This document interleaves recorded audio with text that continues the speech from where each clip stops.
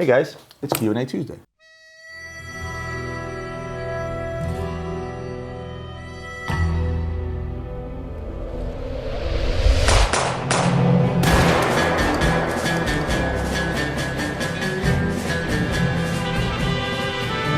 I'm going to start things off with a question from Stephen Ware. Hope I got your name right. Hi there, I really like your videos and value your opinions. Thank you. I'm interested in the 5035. They seem to be really undervalued at the moment. It's the first ever annual calendar. You can only be first once. Plus it's by Patek. Even the movement is more complicated than their perpetual movement. If that was not enough, it's the only watch I know of that has the Roman numeral 4, and you can see that in the question, and not the 4. Can you tell me why they're selling so low, and do you think that they will go up in the future? Thanks. Told you guys before, and I'll tell you the same thing. I don't have a glass ball. I can only presume. So let's talk about those presumptions, right? A watch is a limited edition from Patek that only makes a handful of limited editions. In the last 20 years, you can go through all the limited editions basically on two hands, right? It should technically go up in value, right? Look at what's going on with the anniversary pieces. The anniversary Nautilus chronograph is trading at $350,000, 3 times its retail value, and then some. That's absolutely nuts, right? So you would think the other ones would do the same. Wrong. Look at the 410 days they made in yellow, rose, white, gold, and platinum, right? They were through the roof prior to the 2008 financial crisis. They were trading at triple their retail value. Look at where they are now. Some of them are back under their original retail value, which is pretty sad if you ask me, for a limited edition Patek. Why did those things go through the roof? And pay attention here. Personally, I don't feel that the 10 days from 2000 are a good looking watch, or a typical Patek for that matter. The reason they were selling through the roof is because the hype that was going on prior to 2008 on Pateks in general. 5035s were selling at barely any discount off of their retail prices.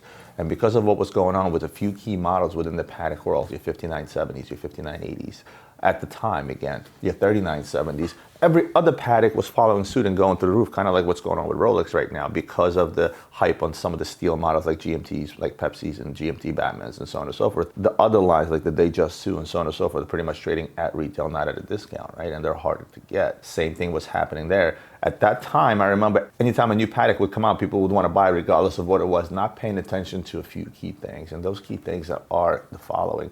How many are being made being the most important. At the time the 5035 came out, they made thousands of them. Basically assuming that just because these particular models are trading so high, so will the other ones. And they were, because of the demand, because the demand was in general on the brand across. So they were buying up everything and anything under the sun, again, not paying attention to things like how many are being made. How good looking is this watch? Why should this watch be worth triple, quadruple their retail value 10 years from now? What makes it that much more special? Is it something out of the ordinary? And the answer on the 5035, it's not. It was just an annual calendar from Patek Philippe. It could have been the first. I don't necessarily agree that it's more complicated than a perpetual calendar, but that's irrelevant. But again, it's all about a numbers game. 5960 Platinum today trades in the mid-40s. A watch that was trading at $85,000 when it first came out because it was a gorgeous, gorgeous annual calendar chronograph. Where's it at now? Why? Because it came out in that hot time where they made, again, thousands of them. People kept buying them up. So Patek was producing more and more and more to fill the demand. End result, it's not a collectible, and it never will be. And I'm afraid the same fate holds for the 5035. Now, another factor is you think, okay, what if I hold it for 30, 40 years? Now it becomes a super vintage Patek Philippe. Again, if there's a whole lot of super vintage Patek Philippe's out there, then how is it still a collectible? That's why, when I did a video about Marin, the one key thing that he said is that don't buy new manufacturer collectibles. Go back in time, pay a little more, and buy a watch that's already old and is already collectible, and odds are there's a whole lot less of them out there.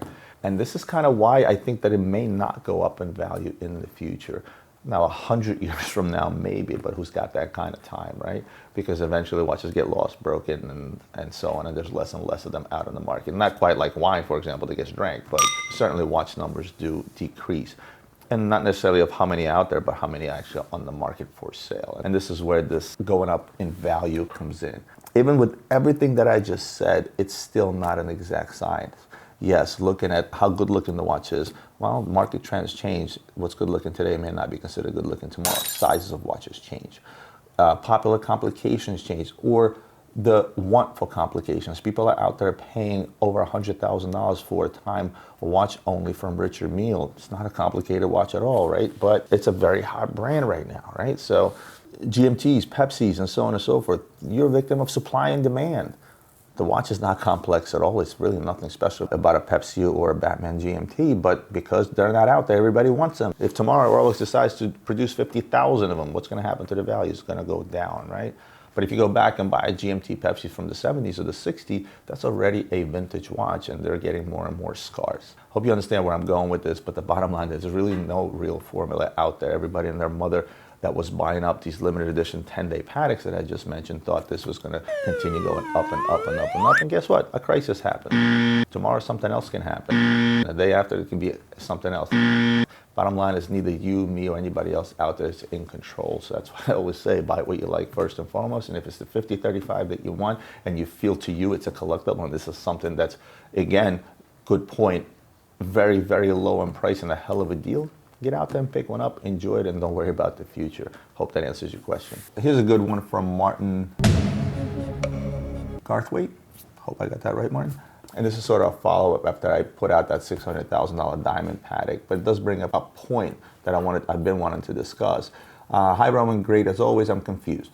The diamond Patek is a very special watch, and most likely there are less of them in the wild than fingers in one hand. I don't expect you to tell me how you came by this watch, but Patek must be very upset with the person that they made it for flipping it. Given that there are a large number of people that would give a kidney for that watch, as well as the asking price, what gives?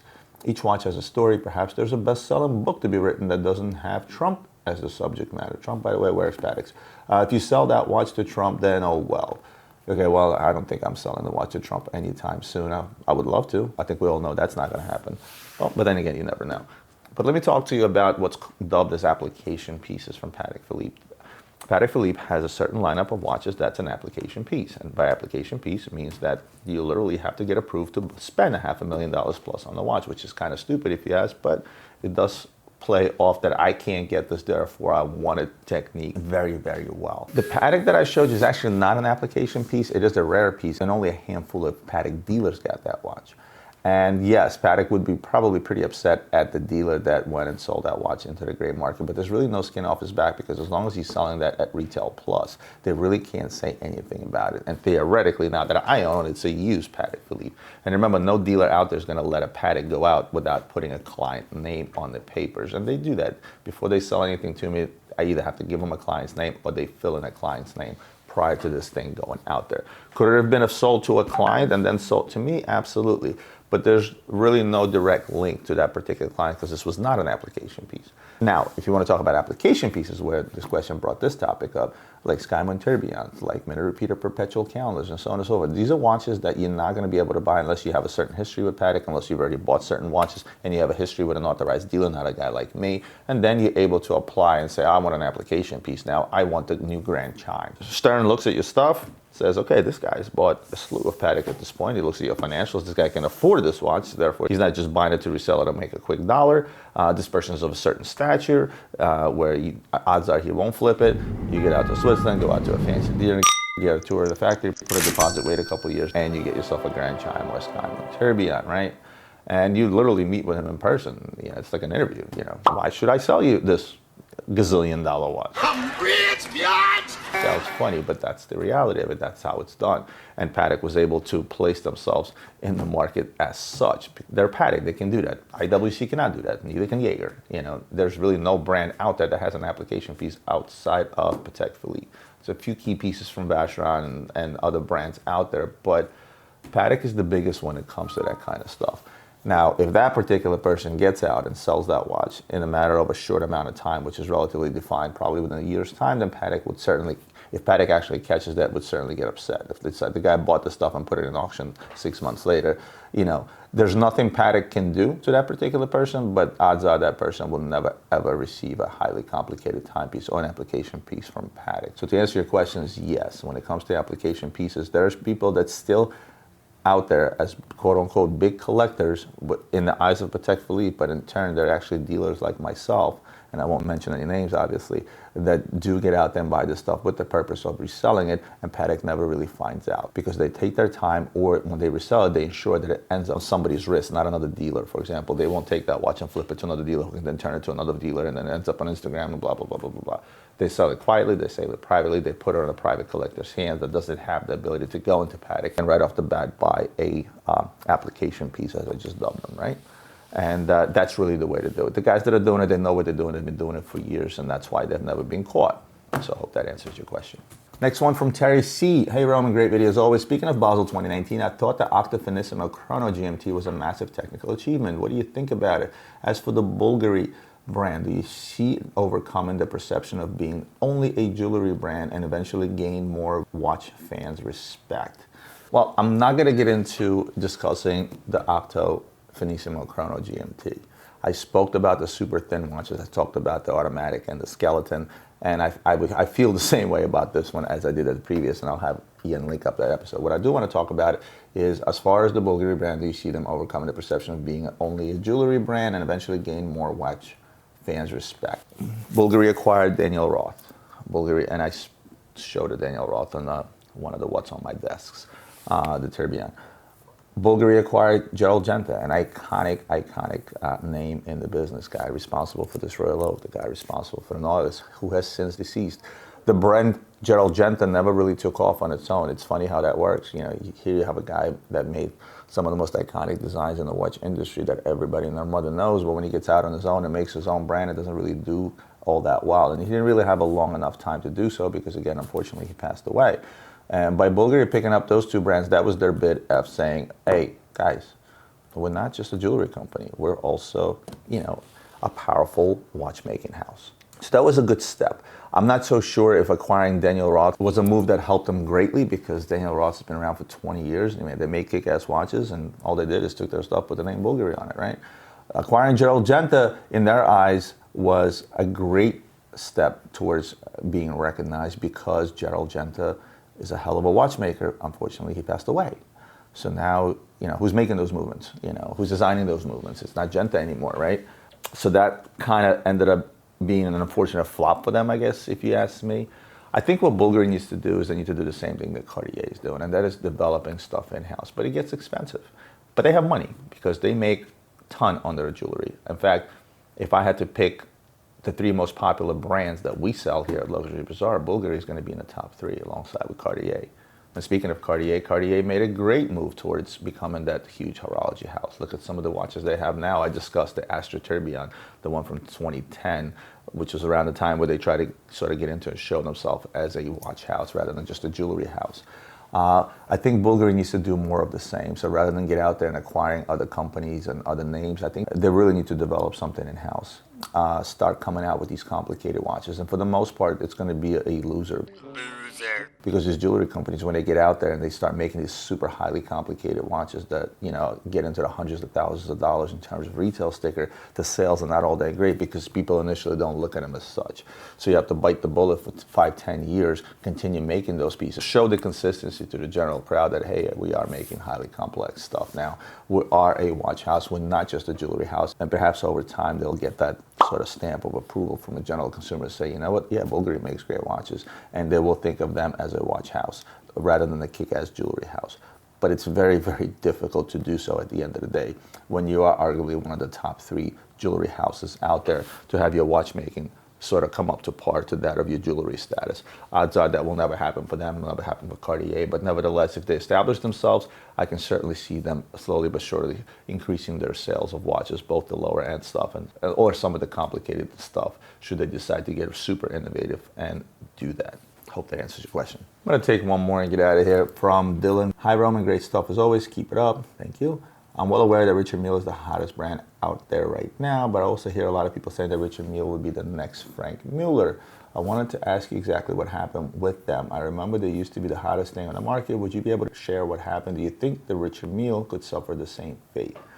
First of all, I'll tell you right off the bat, I'm not going to compare Richard Mille to Franck Muller. The only reason that most people compare Richard Mille to Franck Muller is because of the shape of their watches, because they both made tonneau shaped watches, which was sort of out of the norm at the time Muller was making watches, and Muller was known for their tonneau shaped watches. In fact, before I started in the business, the Franck Muller Conquistador was the watch to have, especially the King Conquistador chronograph on a bracelet. That was like it. Those things were trading at 13,000, 14,000 when I was like 20 years old, right? And today you can probably pick it up for half that, right? It's not fair to compare Richard Mille to Franck Muller. Again, Franck Muller was the master of all complications. You can't take that away from him. If you look at some of his more complex pieces, the 3D Tourbillon, which he kind of got credit for being sort of the first one, even though it was kind of Thomas Pressure, I believe, that did it first. But again, that's an argument that we can take offline, so to speak. You know, he was indeed a genius watchmaker, still is. But again, to compare Richard Mille's to Franck Muller's, you can't. First of all, price ranges. Richard Mille's price ranges are so much far and beyond that of Franck Muller's that it's not even up for discussion, right? As far as watchmaking techniques, use of materials, and so on and so forth, innovations and things of that nature, there's so many different things on Richard Mille and versus Franck Muller that, again, not fair to compare the two. So what happened to Franck Muller, to answer your question? The answer is very simple. At the time I got into the business, Franck Muller was hot. It was still hot. It was still selling like hotcakes. There's only one problem, and it's a very simple answer. Franck Muller fought against guys like me. It was a fight between me and Franck Muller. So as we were duking it out, Franck Muller lost. And it wasn't, when I say me, I mean me and other great market guys. When the internet guys like me first started popping up, company would send them letters saying cease and desist, you're using our pictures and blah, blah, blah, blah, blah. Where in reality, they really couldn't do anything from a legal perspective because we're not doing anything wrong. I am not allowed to use their pictures. I'm not allowed to use their logos. If they really want to get after me and say, listen, the logo is only for authorized dealers, or these pictures are our pictures, you're not going to use them. But I can take my own pictures and put them up and there's nothing they can do about it, right? Franck Muller took the fight to the next level. He would send letters and after letters and cease and desist, and he didn't want his stuff on the internet. He felt like he was cheapening the brand, not looking at the bigger pictures, which other brands quickly recognized and sort of dubbed us as the guys they love to hate. To me, it was a decision based on this. So I have 30 different brands on my website that I put up pictures of that are selling. Yeah, Franck Muller is selling as well. But at the same token, why am I going to spend time, energy, and money on an attorney that's going to bill me at $300 an hour? I'll just take that brand off and sell something else. And most guys like me followed suit, took Franck Muller off of their website. All of a sudden, in the day and age of the internet, when it was the boom, when everything was growing, when companies were going from 0 to 100 in 3 seconds in terms of growth, volume, and sales, Franck Muller disappeared off the internet. That was the dumbest move the guy could ever make. I told you guys before, it was the gray market dealers, it was the internet that was responsible for the boom in the watch industry because the stuff became so readily available, so in your face, all over the place, all over the internet, and all of a sudden that industry blew up like crazy. I don't know exactly what the numbers are from the time I myself started selling watches online to today, but I'm sure they're pretty significant. And the internet is certainly solely responsible for it. And that was really it. By removing himself from the internet, and by the internet I mean from gray market websites such as mine and a handful of other guys that were out there, by fighting this, he shot himself in the foot. When you guys go online, you start shopping for watches, and you're not sure which brand to go with or what watch to go with and so on and so forth. And here I am on my website and later social media pushing all these brands that I'm allowed to push, quote unquote, and you're not seeing Franck Muller. It's out of sight, out of mind. And this is exactly what happened to Franck Muller. He is picking things back up. You know, he's created some great new models. I did an episode out of Hong Kong with Ryan. It was a What's on My Desk from the show where I showed you a bunch of Franck Mullers they're selling. But he's going to have a tough time catching up because till this day, I don't have Franck Muller on my website, nor do I want to put it on there unless I have a few used pieces. Because I don't need it. I have plenty to sell. I hate to put it this way because Franck Muller is still a great brand and a great watchmaker, but to me, I just don't want to bother. There's really no need. I have plenty to sell, so why am I going to bother with a guy that may send me a letter next week, which probably at this point he would not if I put his entire line on the website. Hope that answers your question. Guys, that's it for me for today. I hope you enjoyed today's episode. If you did, hit that like button, hit the subscribe button. If you're not a subscriber to my channel, share it with your friends who you think may enjoy this content, and I'll see you guys next Tuesday.